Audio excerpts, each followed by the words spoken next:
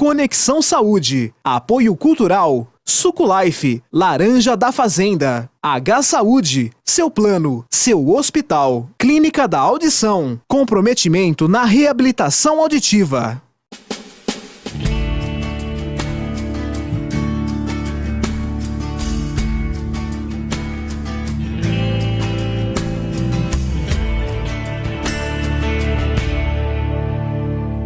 Sejam muito bem-vindos ao Conexão Saúde de hoje, todas as quartas aqui com vocês, o nosso programa, a nossa saúde, o nosso bem-estar.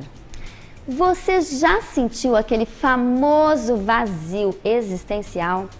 Hoje vamos conversar sobre a busca do sentido da vida com fundamento científico e é por isso que recebo a psicóloga Sônia Bergman Lisenberg aqui no estúdio. Sônia, seja muitíssimo bem-vinda. É um prazer tê-la aqui com a gente no Conexão Saúde para falar de um tema tão relevante para os dias de hoje, Sônia, que é a logoterapia, né, que é a busca do sentido da vida. Seja muito bem-vinda. Muito obrigada. A Sônia, deixa eu passar um pouco aqui do currículo dela. Ela é psicóloga pela Universidade de Araraquara, com especialização em logoterapia e análise existencial frankliniana pela Sobral, Associação Brasileira de Logoterapia e Análise Existencial Frankliniana, é assim que fala, né, Sônia? Isso mesmo. E em acolhimento institucional e familiar pela PUC do Paraná. Olha que beleza, eu sempre falo aqui no Conexão Saúde que eu adoro receber psicólogos, que bom. Psicólogas, porque a gente aprofunda, né? Principalmente hoje, num universo, num momento tão raso, que parece que as pessoas, né, vivem nessa superficialidade. Então a gente tem muito que conversar hoje, viu, Sônia? Talvez porque o psicólogo esteja acostumado a ouvir, né? E as pessoas hoje não estão muito propensas a ouvir o outro, né? É isso mesmo, é isso mesmo. Mas antes, Sônia, a gente sempre começa o nosso programa aqui, o Conexão Saúde, com uma dica importantíssima de uma galerinha animadíssima da loja Domiduca de Matão. Pessoal, a Domiduca vende roupinha, vende sapatinho, é uma super loja com várias marcas na cidade de Matão. E a criançada da Domiduca vai sempre aqui no começo do programa nos mandar uma super dica. E hoje é dia do Luiz Henrique. Fala, Luiz Henrique, a sua dica. A prática de esporte evita a obesidade infantil. Um beijo. Luiz Henrique, é isso mesmo. O esporte ajuda muito a prevenir a obesidade. Muito obrigada, você é um lindo. Um beijo para sua irmã, para sua mãe, para todo mundo aí de Matão. Eu adorei, estou amando este quadro dessa criançada da Domiduca. E agora a gente volta aqui o nosso papo com a Sônia. Vamos começar, né? A gente não vai voltar, a gente vai começar o nosso bate-papo sobre logoterapia. A gente escuta, eu estou escutando bastante falar sobre a logoterapia, Sônia. Até nas redes sociais, no Instagram, muitos profissionais estão investindo, né? Na divulgação da logoterapia. Explica um pouquinho pra gente o que é a logoterapia, como é que surgiu. A logoterapia ela é uma abordagem psicológica, né, uma teoria psicológica criada por Viktor Emil Frankl, né, um austríaco de família de origem judaica, né, que foi contemporâneo de Freud, de Adler, foi aluno de Freud, né, estudou na escola de Adler. E, por fim, formou ele próprio a sua teoria, né? Que então ele batizou de logoterapia e para complementar a análise existencial frankliniana, porque existem outras análises existenciais, né? E a logoterapia ela é uma abordagem que está centrada no sentido da vida, né? Ele diz que o sentido da vida, ou a vontade de sentido, como ele fala, ela é a força motivadora, né, mais básica no homem, né, de encontrar sentidos e realizar valores, né.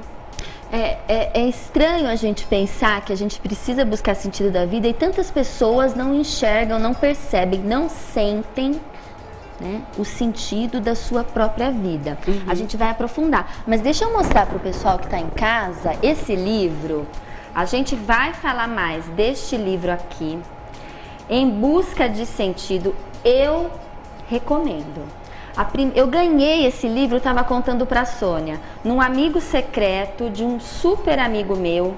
Eu li em 2 dias, porque o Viktor Frankl, que é o escritor, o autor e o idealizador, né, da logoterapia, ele passou por uma grande provação, por uma grande história, porque foi daí que ele desenvolveu a logoterapia. Conta um pouquinho, para quem está em casa, prestem atenção, pessoal, o que aconteceu com o autor Viktor Frankl, para ele chegar à conclusão da busca do sentido da vida. Na verdade, existe uma certa confusão, né? Porque até os editores americanos dele realmente afirmaram que ele, após a experiência no campo de concentração, teria dado luz à logoterapia, quando na verdade não é bem assim, né? Entendi. Ele já aos 4 anos de idade, né, um dia ele acorda sobressaltado, pensando que um dia ele iria morrer. Uma criança de 4 anos de idade, né? E a partir daí ele afirma que ele começa então a pensar no sentido da vida, né? Ainda muito jovem, ele cria centros de aconselhamento para jovens em Viena, jovens que estavam no período pós Primeira Grande Guerra, deslocados, desempregados, desesperados, sem saber, né, que rumo tomar, e um alto índice de suicídio, né? Então, o suicídio é um outro tema pelo qual ele se interessa muito, né? E ele abre campos, ele abre centros de aconselhamento, né, que depois são copiados em outras localidades, então não só em Viena, mas também em outros lugares, né, inspirados pela ação dele. Ele começa a se interessar muito pela psiquiatria, né, ele é médico, psiquiatra, neurologista, né, e ele, na verdade, no começo ele pensava em fazer dermatologia e para outra área, quando ele então percebe que de fato a psiquiatria era o grande chamariz, né? E ele abraça. Que alimentava a alma dele, o que dava sentido para o trabalho dele. Exatamente. E ele estuda muito a psicanálise, né? Ele até fala que ele é um anão que sobe nas costas do gigante, e esse gigante seria Freud, né? Então assim, ele reconhece o valor de cada um, né? De Freud, posteriormente de Adler, né? Que é o da psicologia individual. Mas aí ele vai além, né? Ele dá sequência ao pensamento e centrado mesmo na questão do sentido da vida. A vida tinha que ter sentido, apesar de qualquer coisa, né? E a história dele, então, foi antes dele ir para o centro. Ele era judeu, só para contextualizar para quem está nos assistindo, ele era judeu e ele passou pela Segunda Guerra Mundial, foi preso, ficou em 4 campos de concentração. Foi deportado, isso. Sofreu, né, todos os tipos de tortura. De privação. Que a gente, de humilhação, tortura, enfim, de violência psicológica, emocional e física, o que acontecia nos campos. E quando ele saiu dos campos, ele ainda fortaleceu, porque mesmo ele tendo passado por todo esse sofrimento, a vida tem sentido. Quando ele vai para o primeiro campo de concentração, em Theresienstadt, ele tem na capa dele, né, na roupa dele, as anotações, né, do que seria o primeiro livro dele de logoterapia, né, já pronto para editar, né? E ele fala, é meu filho psicológico, né? Claro. E ele acha que ele vai manter esse manuscrito com ele, né? Aquele talvez fosse o valor mais importante que ele tinha naquele momento, do qual ele não queria se dispor. Só que o que acontece? Assim que eles chegam, eles são convidados a entrar numa sala e lá eles têm que se despir completamente, né? E eles abandonam tudo. E ele tem que abandonar também o manuscrito dele, né? Ele diz, a gente tem que se livrar, inclusive, dos próprios pelos do corpo, né? Nós não temos direito a nada.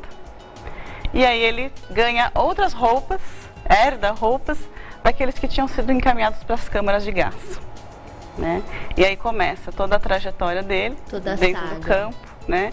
E aí, de fato, após a libertação, em abril de 45, pelas tropas americanas, ele em 9 dias, ele escreve o livro Em Busca de Sentido, que nessa nova edição, que já não é tão nova assim, essa aqui já é a 28ª edição, ele completa, como segunda parte do livro, os princípios da logoterapia. A primeira edição em alemão, ela traz só a experiência do campo mesmo, né? E ele diz que o fato dele ter perdido o manuscrito talvez tenha sido o motivo pelo qual ele se manteve firme, porque esse era o sentido da vida dele. Olha.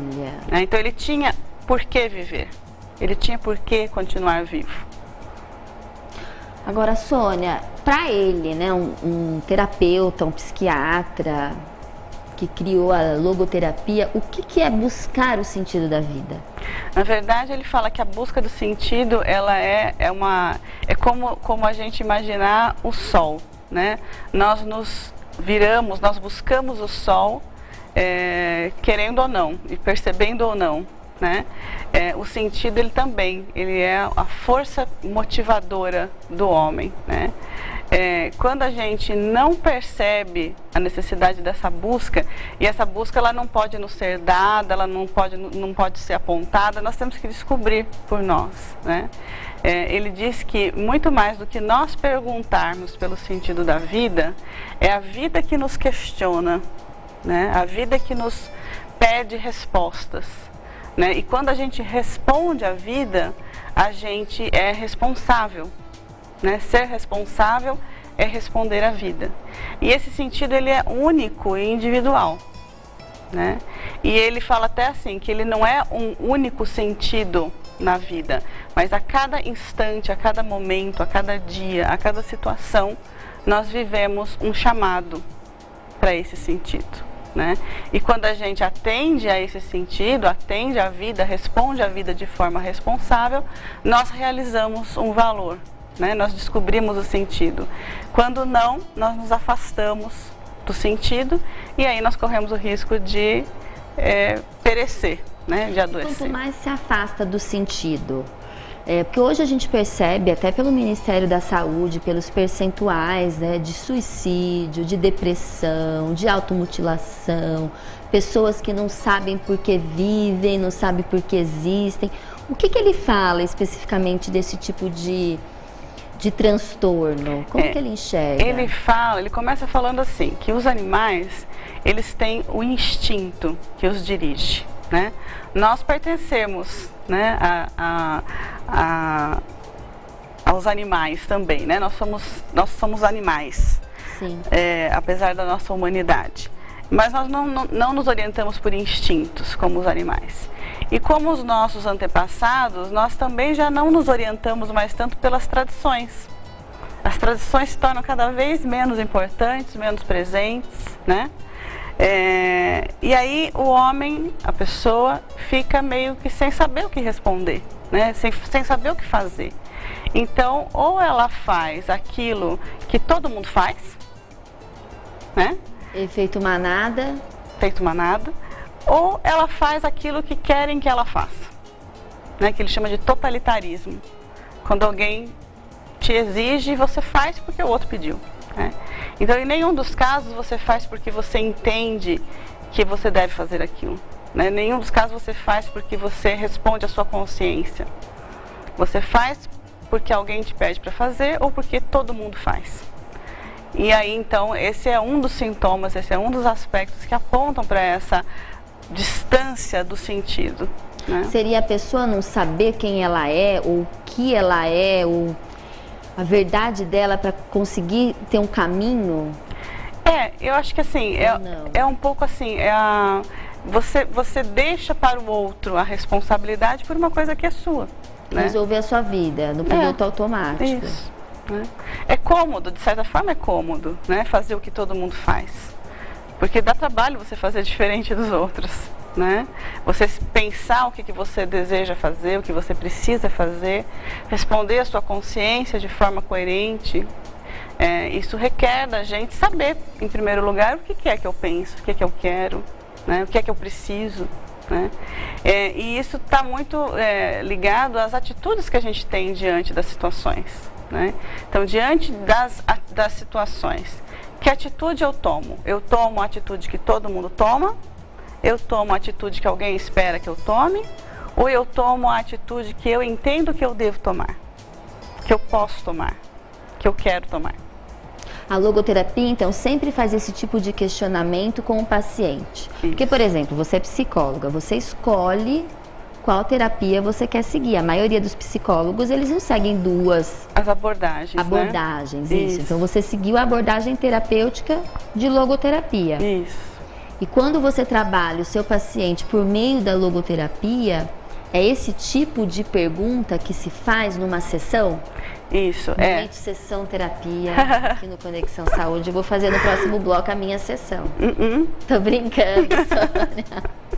Então, a logoterapia ela está indicada para as pessoas que estão em busca desse sentido, né? Que estão insatisfeitas, que sentem aquela tensão, né? Daquilo que eu sou, daquilo que eu quero ser. Né? Porque a gente tem isso na gente, né? Se a gente escutar, e uma coisa muito interessante que ele fala é justamente isso, né? Que a gente deveria achar tempo para ficar em silêncio. A gente hoje não acha mais tempo para isso, para contemplar, para meditar, né? Por quê? Porque isso incomoda, porque no momento que a gente silencia o mundo lá fora, essas questões aparecem. Qual é o sentido da minha vida? O que eu estou fazendo aqui? Por que eu estou vivendo essa situação que eu vivo hoje? Por que eu não estou lá do outro lado, onde eu gostaria de estar? Né? São questões que eu acho que em algum momento da vida, todos nós nos fazemos. Né? Por que eu vivo? Qual o sentido da minha vida? Né? Por que eu busco as coisas que eu busco? Por que eu insisto em algumas questões? Né? Diante de uma situação difícil, que atitude eu tomo? Eu me desespero, eu me mantenho firme, né? Em relação ao passado, né? Em relação às nossas vivências, a gente normalmente, como você falava antes, né? A gente descarta tudo hoje, né? E a gente descarta o nosso passado. O nosso passado são as nossas realizações e a gente não as valoriza. Por que você acha que as pessoas hoje são descartáveis? Para algumas pessoas, né? Não para todas. Mas por que as pessoas estão com esse tipo de comportamento? Eu acho que esse é um movimento que vem já desde lá da época de Viktor Frankl, né? Com o bem-estar social, né? O materialismo predominante, né? As pessoas se tornaram objetos, né? Tudo virou coisa, né? E somos uma coisa, somos coisificados. E a coisa a gente descarta. Quando não serve mais, a gente descarta e pega a próxima, né? Então essa sociedade do bem-estar, do materialismo, do consumismo, né? Ela também tornou as nossas relações parecidas com as relações que a gente tem com as coisas, né? Como se fosse um consumo. Como se fosse um consumo. Mas nós não somos coisas, nós somos pessoas. Não somos mercadorias. Não somos mercadorias. Nós sentimos, né, aquilo que é inerente ao ser humano sentir. E isso em algum momento chega até a gente. Né? Acho que ninguém pode dizer que nunca sofreu, né, que nunca encarou situações difíceis, desafiadoras, que nunca vivenciou a morte. Né? Nós não falamos da morte. Nós evitamos falar da morte, mas a morte é um fato, né, da vida de todos nós. Em algum momento nós vamos nos deparar com ela, se não a própria, de outro. Sônia, chegou a hora do nosso bloco da Clínica Invita Saúde. Quem vai falar com a gente hoje é a nutricionista clínica e esportiva, doutora Tayla. Vamos ver qual que é o recadinho do dia. Dicas Vida e Saúde. Apoio Cultural. Clínica Invita Saúde, clínica de especialidades médicas. Olá, meu nome é Tayla e eu sou nutricionista clínica e esportiva daqui da Clínica Invita Saúde. Estou aqui hoje para falar sobre as dietas da moda. Aposto que vocês já fizeram ou conhecem alguém que fez alguma dieta maluca por aí. Eu escuto muita gente falando que não consegue se manter na dieta porque acha que é difícil ou que é caro. E dependendo do seu ponto de vista, talvez seja mesmo. Suponha que você vai no supermercado e compra só bolachinhas sem glúten, sem lactose, zero açúcar, produtos diet, light, porque se baseou em alguma dieta que você viu na internet. E você pensa que se não consumir esse tipo de alimento, você vai ser menos saudável ou não vai emagrecer. Isso é mentira. Essas coisas realmente são caras e você não precisa delas. Também não precisa ficar colocando nome na dieta que você faz, como por exemplo, dieta detox, dieta da sopa, dieta low carb, tem vários nomes. Esquece isso, esse tipo de dieta tem prazo de validade. Você segue por um tempo, corta vários alimentos e depois volta a comer, porque não é compatível com seus hábitos alimentares. No começo você pode até perder peso, porque você seguiu ali por uns dias, mas depois parou. Então vai engordar tudo de novo, porque você voltou a comer o que você já comia antes. Aí você pensa que o problema é você, mas não. Esse tipo de dieta, eles não te ensinam como se alimentar. Só fala, corta isso, corta aquilo e pronto. Então, isso pode até desenvolver transtornos alimentares nas pessoas, porque elas acham que elas são indisciplinadas, que são fracassadas, que não conseguem seguir. Como, por exemplo, a compulsão alimentar, que é, você percebe que antes você só comia mal ou comia muito, e agora você pensa em comida o dia todo e quer comer a todo momento. Aí fica mais difícil de emagrecer e pode acarretar várias doenças. Você não tem que ficar procurando atalho para emagrecer mais rápido. Pense em quanto tempo você levou para chegar nesse peso. Não vai ser da noite para o dia, não vai ser em 10 dias que você vai perder 20 quilos. Tem que ter paciência. A sua dieta ela tem que ser individual, tem que ser compatível com seus hábitos alimentares e a sua individualidade bioquímica. Procure começar a comer comida de verdade, o mais natural possível, verduras, legumes. Não precisa ficar procurando coisas mirabolantes por aí. Eu sei que você queria que eu falasse alguma coisa, ou algum produto, ou uma nova dieta que fosse te emagrecer mais rápido, mas infelizmente não. Você tem que fazer uma dieta equilibrada e com exercícios físicos. Então não complica, aposta no básico, na comida que a sua avó fazia que vai dar certo. A moda passa e a dieta vai cada vez criando outros nomes. Então procure um profissional para te ajudar. Dicas Vida e Saúde. Apoio Cultural. Clínica Invita Saúde. Clínica de Especialidades Médicas. Muitíssimo obrigada, doutora Tayla, nutricionista da Clínica Invita Saúde. É uma honra tê-los aqui no nosso programa. E pessoal, você que busca qualquer tipo de especialidade, liga lá na Clínica Invita, eu tenho certeza que vocês vão encontrar o que vocês buscam, desejam e necessitam. E agora quem vai dar o recadinho para vocês sou eu, escuta só. E agora a minha dica é sobre a Clínica da Audição, que é um conceito diferente no que se refere aos cuidados auditivos. Ela é representante exclusiva da marca GN Resound, empresa dinamarquesa que oferece os melhores aparelhos auditivos para quem sofre com sintomas da perda auditiva e zumbido, trazendo sempre as melhores opções em tratamentos, além de ser a única clínica com laboratório próprio, técnico especializado que permite a revisão e manutenção do aparelho auditivo na hora. Confecção de moldes e tampões para natação e montagem de aparelhos customizados com profissionais super capacitados e produtos de extrema qualidade. O atendimento é de forma humanizada, fazendo com que os pacientes se sintam muito acolhidos e satisfeitos. Ligue, agende agora uma visita, uma consulta lá na Clínica da Audição, é 16 3357 1474, 16 3357 1474. É com a fonoaudióloga Daniele Schiavon. Eu tenho certeza que vocês vão gostar muito do atendimento. E agora a gente vai para um breve intervalo e a gente já volta com muito mais Conexão Saúde para vocês.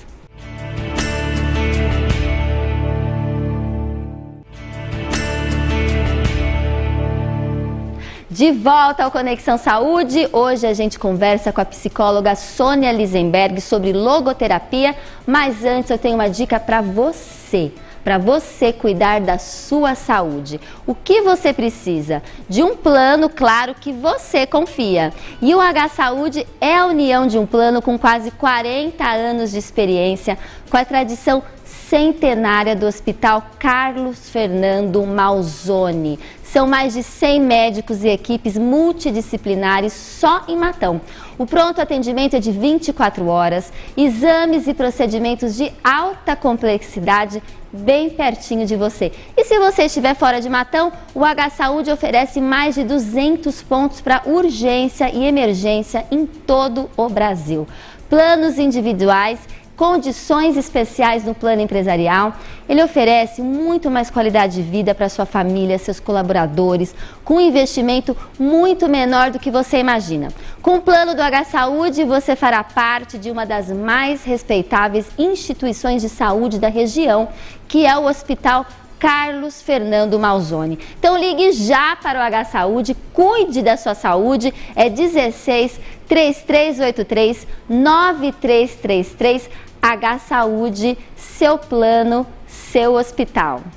E a gente volta o nosso bate-papo com a psicóloga Sônia sobre logoterapia, a busca existencial. Sônia, eu queria saber os principais conceitos da logoterapia. Como que ele, além da busca do sentido da vida, que é algo, é o cerne, né, da logoterapia, mas como que ele fazia isso? O que ele pensa sobre sofrimento? Ele fala da busca, né, por sentido, da vontade de sentido. Ele fala da frustração existencial, do vazio existencial, né? O que ele fala do vazio? Que é quando você frustra essa busca de sentido, né? Essa busca por sentido. Então você aí cai no que a gente falou, né? No totalitarismo. E aí então você não consegue, você começa a buscar outros meios para atingir o seu objetivo. Então, por exemplo, a felicidade. A gente não busca a felicidade diretamente, a gente busca razões para ser feliz. A felicidade, ela é um efeito colateral, um efeito secundário dessa busca, né, pela razão da felicidade. Então, se você tem um ideal, né, que você busca atender, que você busca construir, né, isso vai te trazer felicidade. Quando você esquece o ideal, né, mas busca a felicidade diretamente, você não encontra a felicidade, né? Você vai cair no que ele chama de vazio existencial e você vai buscar, por exemplo, o prazer, você vai buscar o poder, você vai buscar o dinheiro, você vai buscar outros meios de atingir a felicidade, mas que na verdade não vão te levar à felicidade, né? Porque a felicidade, ela tem que aparecer como um efeito secundário. Assim como o amor, você não obriga ninguém a te amar, né? Você ama e aí, como efeito desse amor, você é amado, né? Ou não, mas você ama e você é plenificado, você é agasalhado por esse amor. Você se alimenta do seu próprio amor. Isso, do amor que você emana, né? Ele fala então da autotranscendência, né? Que nós não estamos colocados no mundo para atender às nossas necessidades interiores, né? Íntimas do nosso organismo, de responder a isso. Nós estamos colocados para encontrar o outro, né? No encontro com o outro. Quando nós nos encontramos com o outro, nós nos tornamos humanos, né?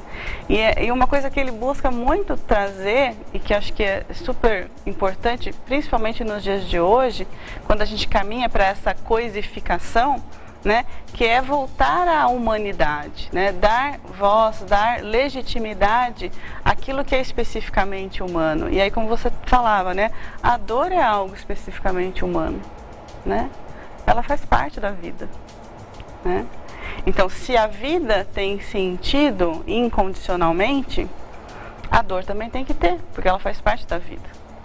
Então, quando a gente sofre, o sofrimento tem que ter sentido também. o que significa ter sentido, né? Por exemplo, ele dá um exemplo de alguns casos que ele atendeu. Favor, a gente né? gosta do dia a dia, porque às vezes é difícil. É importante dar exemplo. O conceito fica às vezes muito vago. E se a gente subjetivo. Porque assim, eu até falava com você, né? Parece que quanto mais a gente estuda, mais a gente precisa estudar, né? Ele conta o caso de um clínico geral, já idoso, que o procura um certo dia, num quadro de depressão, né? Já há quase 2 anos após o falecimento da esposa, né? E ele então, numa conversa com esse médico, ele pergunta por fim: doutor, o senhor acha que se a sua esposa, ao invés do senhor, tivesse sobrevivido, né? Se fosse ela que tivesse sobrevivido, não o senhor, como que teria sido para ela? E aí o médico então diz: não, nossa, ela teria sofrido muito, teria sido muito doloroso para ela me perder, ver o meu falecimento.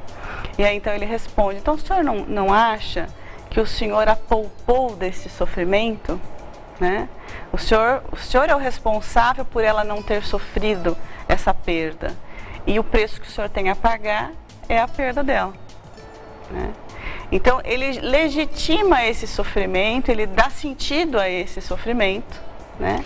Na realidade, ele tenta encontrar algo que justifique o sofrimento, e que seja racional, e que a pessoa, por exemplo, aceite. Muito mais do que justificar, encontrar uma razão para o sofrimento, né? Encontrar um valor para esse sofrimento. Então, eu tenho uma doença incurável, né? Quais são as atitudes que eu posso ter diante dessa doença? Buscar o tratamento para ela, buscar minimizar o meu sofrimento o máximo possível, sim. Então eu não tenho que me entregar ao sofrimento, eu tenho a responsabilidade de minimizar o meu sofrimento o quanto possível, né? Mas eu posso ter uma atitude de coragem no enfrentamento dessa doença, né? Ou eu posso ter uma atitude de desânimo diante dessa doença. Mas quando eu tenho a atitude de coragem, né, quando eu olho a doença de frente e digo para ela: eu te tenho, você não me tem, né? É uma aceitação ou não? É de certa forma uma aceitação, né? É de certa forma uma escolha de atitude diante da situação, né? Como ele no campo de concentração, né? Qual a atitude que ele escolhe ter? Ele escolhe ter a atitude de alguém que tem planos a realizar, né? O importante para ele ali não era sobreviver, né, ou não àquela experiência, mas o que ele faria, né, ao sobreviver a essa experiência. Então, assim, é muito tênue, na verdade. A gente precisa se aprofundar bastante nisso, mas encontrar mesmo o que eu posso tirar de positivo da experiência que eu vivencio. Então, por exemplo, como que a gente pode comparar a logoterapia com outros tipos de abordagens terapêuticas, para a gente entender a diferença? Porque tem algumas abordagens que têm esse raciocínio, não tem? Ou não? Sim, eu acho que tem também, né, o diferencial, e aí a gente vai ter diversas abordagens, né? A logoterapia, ela é menos diretiva, então ela não te aponta o que você deve fazer ou não, você vai encontrando, né? Não é comportamental. Não é comportamental, é humanista, existencialista, né? Ela é otimista, né? No sentido de encontrar sempre uma razão, né? Então, dizer sim à vida, apesar de qualquer coisa, de qualquer situação. Então, ela não é espiritualizada, ou ela é? No sentido religioso da palavra, não. Teológico da palavra, não. Ele considera a dimensão espiritual do homem. E quando ele fala de dimensão espiritual do homem, ele está falando daquilo especificamente humano, né? Então, quando ele fala da dimensão espiritual, e aí algumas pessoas confundem, né? Acham que está falando de religião, não está falando de religião, está falando da dimensão especificamente humana. Qual é a dimensão especificamente humana? É justamente aquela que nos diferencia dos animais. Essa parte espiritual, ele fala que é a que diferencia os instintos do... É o que nos torna humanos, né? É o que nos faz humanos. Essa é a dimensão espiritual, ou ele usa o termo noológico, noética, Isso, tem esse termo, até estudei para vir aqui, né, para poder falar um pouco de logoterapia, e eu encontrei esse termo. O que seria? Então, é a dimensão espiritual. Ele evita usar o termo espiritual justamente para que não se confunda com a questão da religião, da teologia, né? Então, é a dimensão humana, né? A gente ter, por exemplo, o sentimento de culpa, isso é humano, né? O animal, ele pode até ter uma reação, por exemplo, ele passa aqui, derruba o vaso, quebra, e aí ele se esconde, né? Ele se assusta com o barulho. Ele talvez. até tem uma percepção de que aquela ação pode trazer a ele um prejuízo, no sentido de levar uma bronca, né? Mas ele não tem a culpa. A culpa é algo humano, né? E o que ele fala da culpa? Ele fala que nós temos direito à culpa, né? Nós temos o direito a encarar as nossas falhas, né? A viver as nossas falhas, a aprender com as nossas falhas. Hoje nós vivemos numa sociedade em que a gente não pode falhar, né? A gente tem que ser perfeito, mas é humano falhar, né? E o falhar faz parte da aprendizagem. A gente falha e a gente aprende com as nossas falhas, né? Então, é justamente trazer toda essa questão para a dimensão humana. E muito mais do que a técnica, muito mais do que a teoria, é o encontro do ser humano, né? São seres humanos que se encontram. Ele fala muito de convivência, né? Que você falou que a gente se encontra quando a gente encontra o outro. Ele tem o que ele fala de relacionamento, de casamento? Ele fala do amor, né? Ele fala que o amor é a total apreensão do outro, né? Quando a gente ama, a gente enxerga no outro as potencialidades que nem o outro muitas vezes enxerga em si mesmo, né?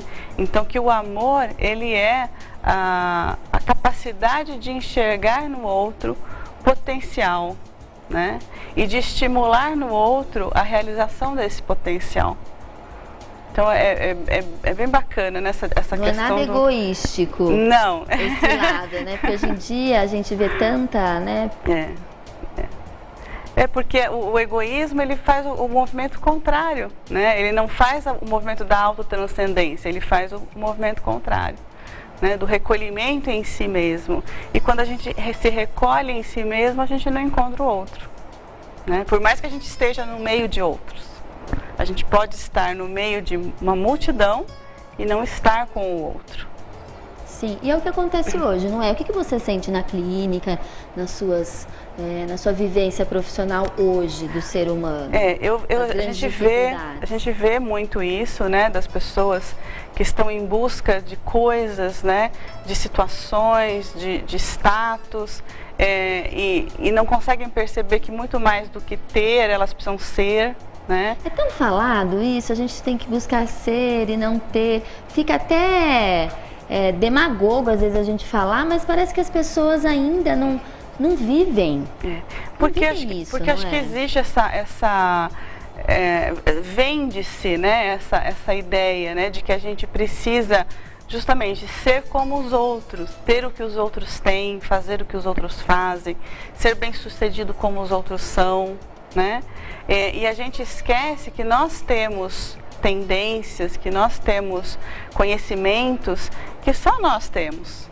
Aquilo que a gente pode realizar, só nós podemos realizar. Ninguém mais realiza por nós. Ele trata o ser humano como único. Cada pessoa é única, livre e responsável pela sua vida. Pela própria vida, pela própria existência, né? Então aquilo que O que tem mais hoje no mundo é as pessoas culpando as pessoas. Sim, eu não fiz isso, não estudei porque meu marido não deixou, não trabalhei porque meu marido não deixou, eu não fiz isso porque meus pais não teve condições. Enfim, não tem muito disso? Tem. A culpabilização do outro, dos assim, nossos resultados. E ao mesmo tempo, eu só vou ser feliz quando eu estiver em determinado lugar, eu só vou ser feliz quando eu tiver determinada coisa, quando eu estiver com determinada pessoa, né? Então eu delego ao outro a responsabilidade que é minha, né? Tanto para buscar as minhas potencialidades, como para encarar os meus defeitos, né? As minhas dificuldades. Porque muita gente fala que a gente tem que estar bem para se relacionar com a outra pessoa, não pode criar nenhuma expectativa. Agora, você que é psicólogo e trabalha com nós, seres humanos, como não ter expectativa? Eu falo muito isso.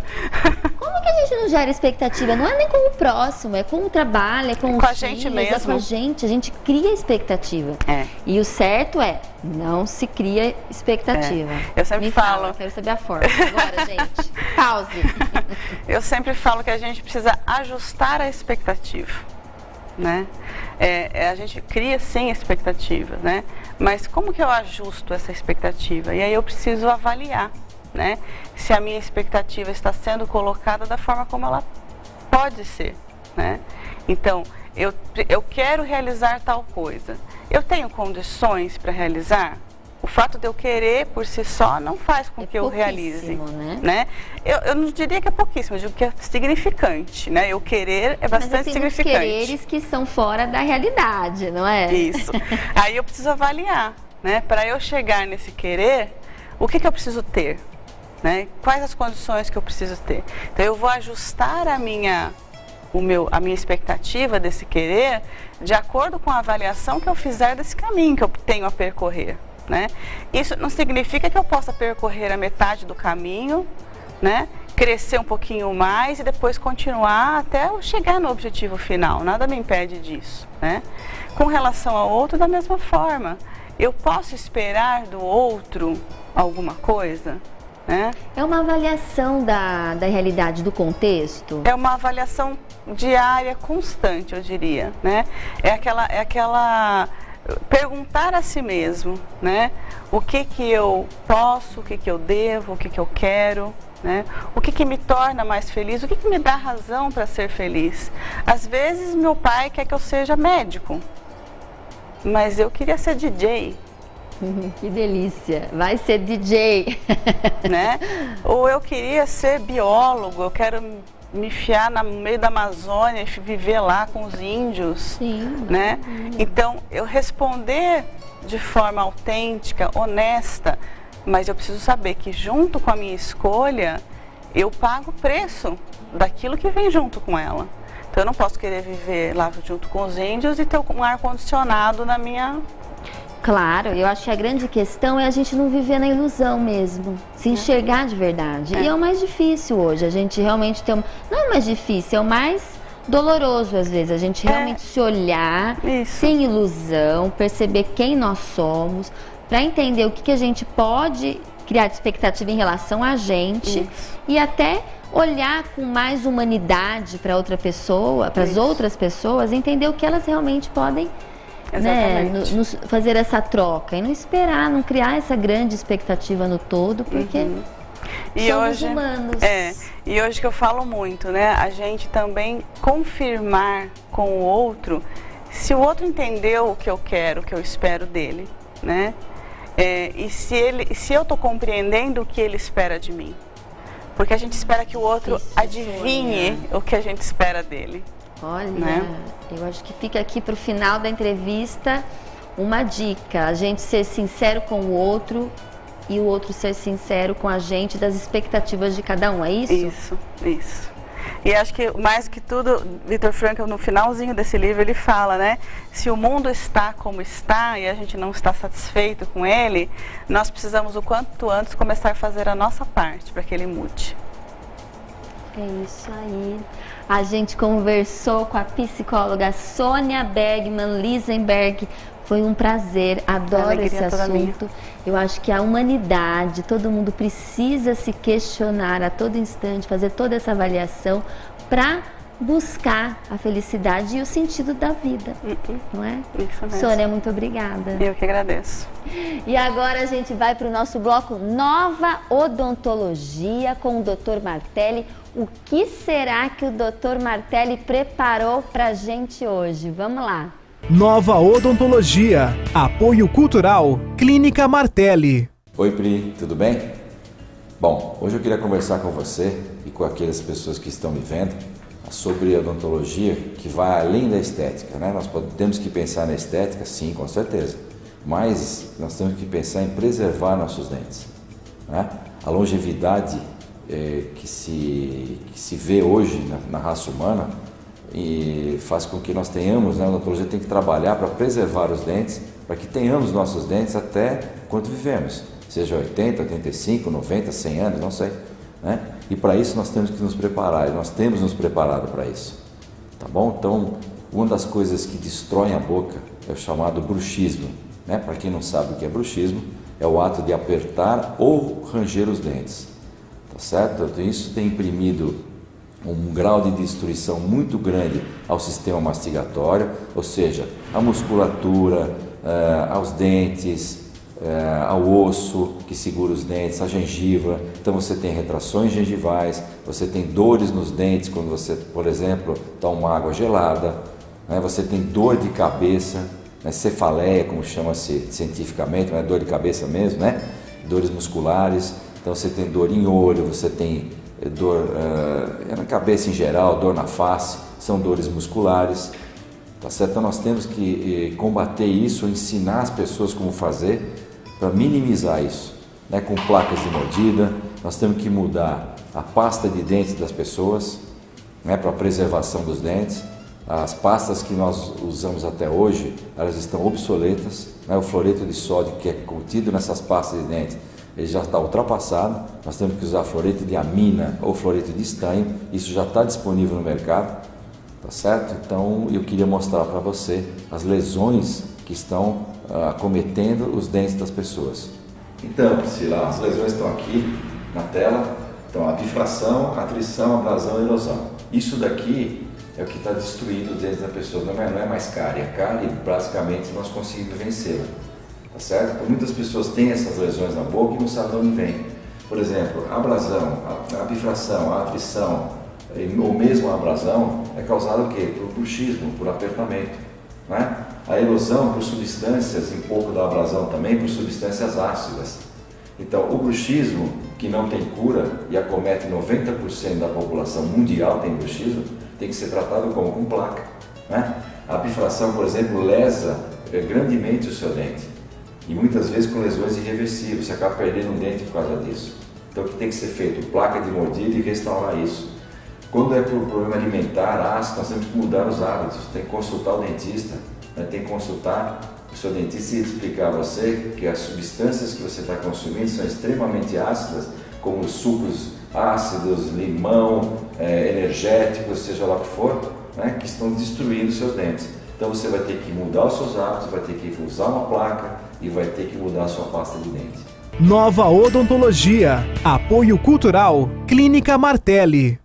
Dr. Martelli, muitíssimo obrigada por mais uma dica aqui no Conexão Saúde e realmente precisamos preservar os nossos dentes e não é só por conta da estética, é isso aí, é sempre uma honra tê-lo aqui, esse grande professor, doutor no Conexão Saúde.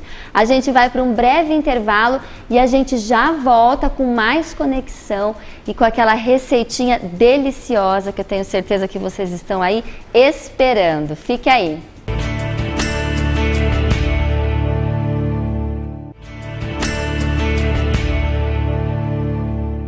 De volta ao Conexão Saúde, agora a gente chegou no nosso bloco da cozinha saudável.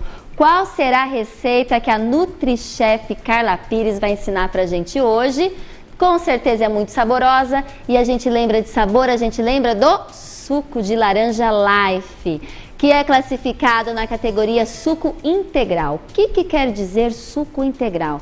Ele não contém adição de conservante, açúcar e água, ou seja, é um produto 100% integral, composto única e exclusivamente por fruta in natura.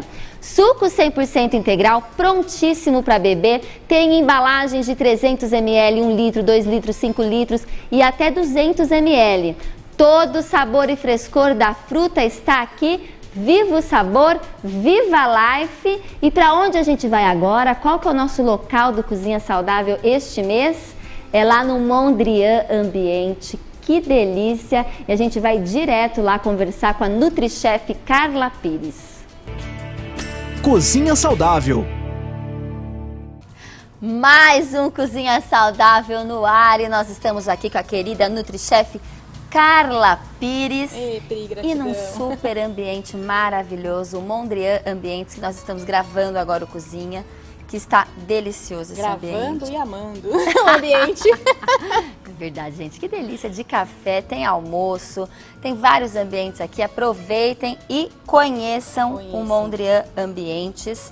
E a gente começa o que? O nosso quadro pensando em alimentação saudável. Combina super com o ambiente. Super, super. Nós estamos muito pertinentes Muito, este mês, né, muito. Carla? Sempre estamos, né, Pri? Hoje um pouquinho mais. Mais ainda e cada vez mais, só para vocês, pensando sempre com muito amor, né? certeza. Com essas receitinhas deliciosas. E hoje a gente vai aprontar o que no Cozinha Saudável? Pri, hoje é uma receita que eu acredito que a maioria já tenha consumido, mas a versão tradicional. Então lembra que a gastronomia funcional sempre dá um jeitinho Com a de Carla nada é agregar tradicional. nutrientes. Não, eu falo que eu gosto do estranho. Eu não gosto do normal, do tradicional. Então, na verdade, gosta de hummus?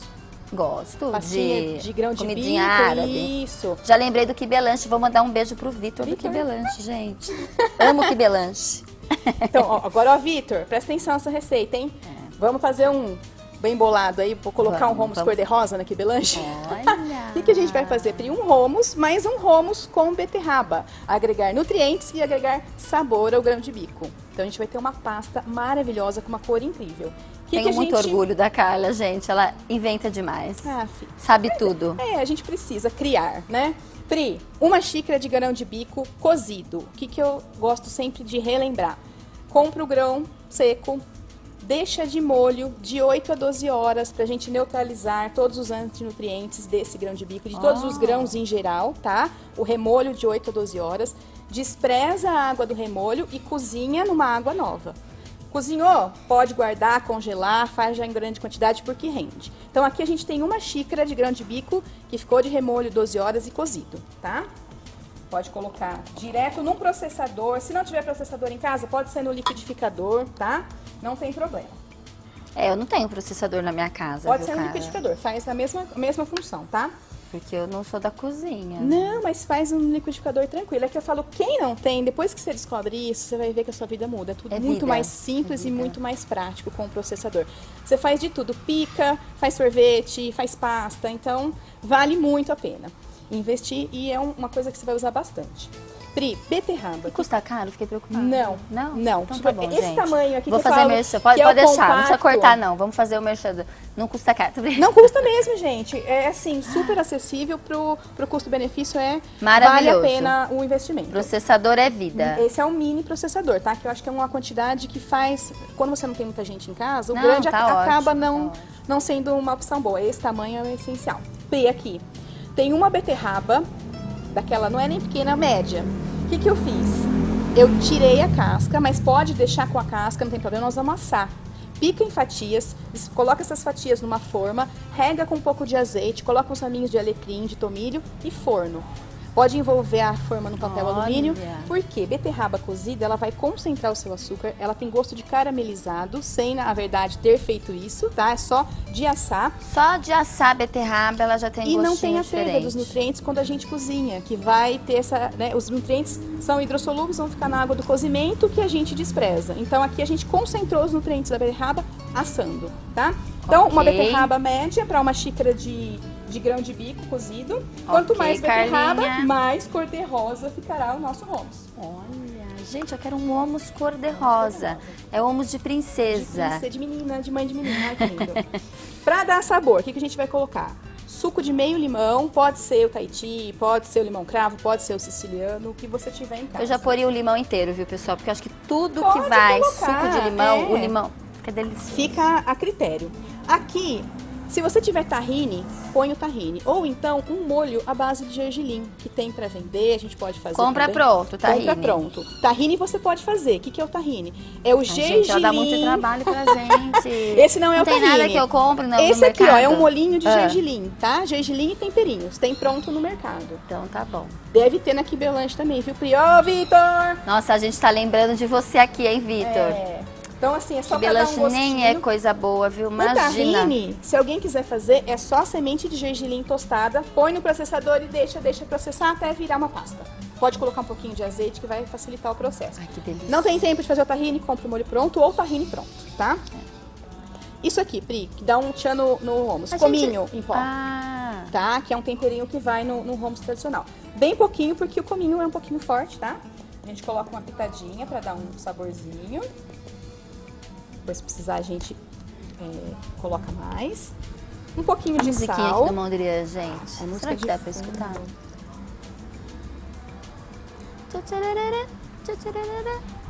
Salzinho, marinho. cenoura. Cenoura? Pelo amor de Deus. Esse não tem cenoura, Pri. Pelo amor de Deus. Eu vou falar beterraba. Beterraba. E azeite, tá?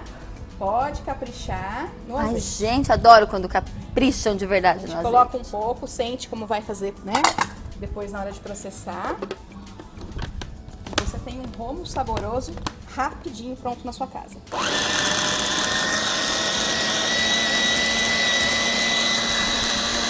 Olha que lindo que vai ficando a cor.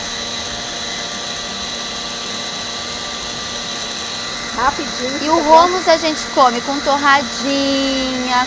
Vamos ensinar como Vamos. Ó, que a gente utiliza esse o hummus prato. pode ser consumido com aquele pão pita, que é o pão sírio. E Sim. belanche, Gente, ô Vitor, para. Ela tá fazendo, ó, eu acho que ela veio aqui, conversou com você ontem à Mas a noite, falou, gente- só vou falar da quibelanche. não, pode ser com o pão sírio, mas hoje eu quis, pode fazer em casa o pão sírio também. Eu falo que eu sou do Cozinhe Mais, né? Mas eu fiz aqui... Não, gente, vamos pra quibelanche, pelo amor de Deus, ela cozinha demais. Não, cozinha Pelo nada. amor de Deus. Mas a gente pode consumir também, vocês vão lembrar que a gente já fez aqui no Cozinha Saudável um cracker Ah, é integral. verdade, E eu fiz ele delicioso. hoje pra comer com esse hummus, fica, Gente, ela fez ele hoje pra vir no Cozinha Saudável, não acredito. vai ficar bem fresquinho, né, gente? Aí assim, quanto mais, se você gosta da crocância dos grãozinhos, processa menos. Ou se você não quer que aquela pasta mais lisa, processa mais, tá? E aí vai medindo, se quer colocar mais azeite, se acha que já tá bom. Eu acho que tá bom. Vai de acordo com o gosto De quem tá em casa. de quem tá em casa. Eu vou experimentar se ficou bom de tempero de sal. Aí eu já posso experimentar, né, Essa Carla? que eu tô errando a mão, lembra? Errando não, ela tá acertando a mão, ela tá temperando com mais... Sim ou Um não? pouquinho mais de sal. Ah, ela voltou a ser o que era, não é possível. Não erro mais a mão, gente. Um pouquinho, tá aqui, que nem a Aline Carrascosa, um pouquinho, é o É um pote de sal. Não, vamos pôr um pouquinho mais. Misericórdia. Vamos pôr esse molho de gergelim, que ele é tudo de bom, já termina mesmo. Só mais uma processadinha e tá pronto. Prático, rápido. E ó, maravilha. Só pra misturar mesmo. Pri, essa receita, eu falo que ela é excelente quando você quer receber alguém em casa, fazer um happy hour. Você pode fazer com beterraba, pode fazer com cenoura e faz tradicional. Você tem 3 cores diferentes pra servir os seus canapés. Chique, Que né? delícia! Chique, prático, bonito. Sofisticadamente, com a NutriChef Carla Pires. E agora é minha vez, né, Carlinha, de experimentar. Claro, você quer Gente, eu tô provar? aqui só pra isso, porque eu não faço nada no Cozinha Saudável, vamos provar gente. ele com tudo completo. Olha o cracker. Lembra dele? Que a gente fez em formatinho de coração. Agora eu fiz em formato de cracker mesmo, tá? Pra gente poder... Eu vou dar um pra Pri antes de eu arrumar o prato, porque ela não vai se Ai, complicar. verdade, gente. É duro ficar Peraí, aqui que a só gente- olhando. Lembra que a gente come com os olhos? E você vai fazer aquele prato Vou lindo, fazer maravilhoso, aquele prato- vai pôr a flor. Peraí, que Ah. antes eu vou pôr... Ah, ó, quem tiver em casa, eu falo, é sempre bom. Esse aqui é orégano fresco, tá? Você pode pôr umas folhinhas Hoje de muitas orégano. pessoas têm hortinha em casa, né, Carla? É muito bacana Tem, isso. é facinho, gente. Apartamento, onde você quiser. Não tem segredo, não, Não tá? tem desculpa. Não, não tem. Eu gosto de colocar com a pinça que fica mais delicado, né? Ai, Tem duas gente, folhinhas com a assim. Que graça que é essa Carla. Ah, eu não aguento essa Pri. Que graça. E aí você pode caprichar, até colocar um vermelhinho pra dar uma corzinha. Que delícia. Vou posar pra foto. Enquanto Olha ela vê aqui. se ficou bom, Ah, né? Eu vou fazendo os outros. Vamos ver. Gente, você vai olha que passar por baixo da delicioso. mesa ou não? ai, mas não vou conseguir passar por baixo da Ah, mesa hoje não dá, hoje. Pri. Não, hoje não. Você Mas vai eu buscar abaixo. Você chama os cachorros que já tá bom, né? Você viu que combinou com a sua roupa? Foi sem querer essa, hein? Agora que eu percebi. Carlinha Pires. É bom, eu não é? gostei. Aí você pensa, você Muito monta bom. um prato bonito assim, faz com a cenoura, fica laranja, o outro rosa. Gente, fica sensacional. Pessoal, uma delícia. Nossa, e fácil de fazer, hein, Carla? É super simples, não tem segredo nenhum. Falo que o mais demorado é o processo do grão de bico, mas você já faz em grande quantidade e deixa ele cozido, congelado. Aí é só descongelar e bater. Olha, eu vou falar, o azeite faz toda a diferença, viu? Não faz? E um bom azeite, né, Pri? Que eu falo que é a base de tudo. Adquirir um bom azeite, capricha e fica lindo. Quantos corações vale o hummus de beterraba? 10. 10 corações, Pri? Tá aprovado? Fica bonito, ó. Aí a gente só põe as folhinhas pra dar aquele charme. E você tem um prato diferente. Eu não tô puxando o saco não, delícia, viu, gente? Não é? Nossa, essa bolachinha é boa também, Essa Carla. bolachinha é um coringa. E a gente já tem receitinha, né? E a gente já tem já receitinha. passou essa receitinha. É super fácil de fazer. E aí, você enfeita, dá a sua cara, né? Coloca um verdinho, coloca um coloridinho pra poder deixar a gente os tá seus com pouquíssimo tempo aqui pra finalizar, Carlinha. Não, eu deixo aqui, depois a gente termina. Vamos mostrar pra eles? Vamos. Vou pôr só uma florzinha pra quem esqueceu que a Pri já comeu a flor. Ai, gente, que delícia. Pronto, finalizei um pra vocês. Vários tipos. Sem, com e com a florzinha. E faça da cor que você quiser. Agregue nutrientes no seu hummus. Agregue nutrientes no seu hummus. Chique, né?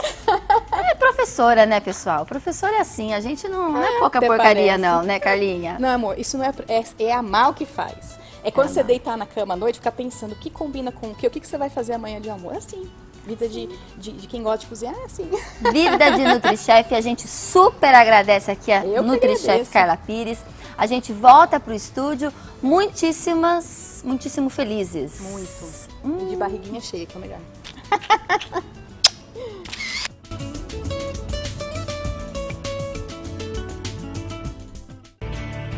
Cozinha saudável.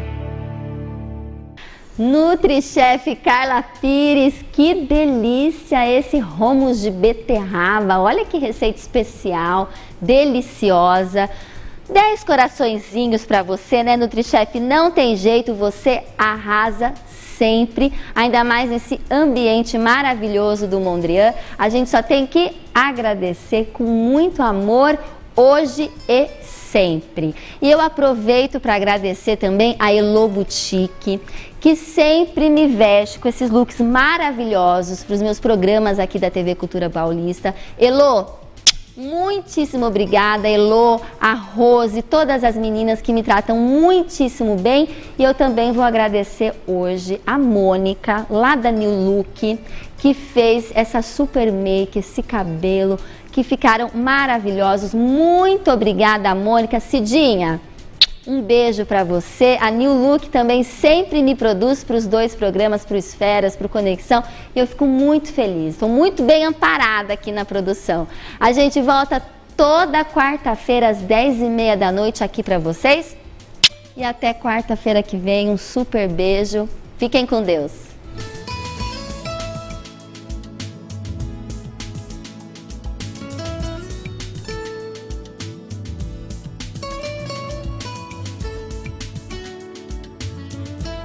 Conexão Saúde, apoio cultural, Suculife, Laranja da Fazenda, H Saúde, seu plano, seu hospital, Clínica da Audição, comprometimento na reabilitação auditiva.